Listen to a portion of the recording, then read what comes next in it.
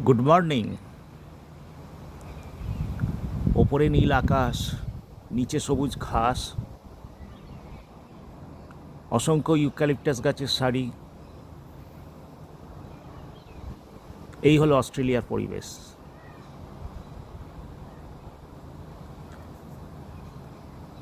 অস্ট্রেলিয়ার পরিবেশে জন্মায় আজকে একটা বিশেষ ফুলের কথা বলবো। এটার নাম হলো ক্যাঙ্গারু পস, অর্থাৎ ফুলের বাঞ্চগুলো ক্যাঙ্গারুর পায়ের পাতা বা থাবার মতো দেখতে হয়।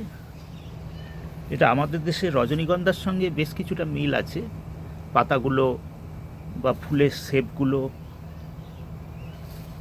কিন্তু এটা মরুপ্রায় অঞ্চলের উদ্ভিদ। এখানকার অনেক বাগানেই এ ফুল শোভা পায়।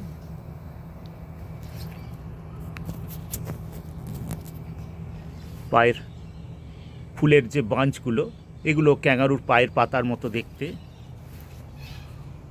এই জন্যই এর নাম ক্যাঙ্গারু পস।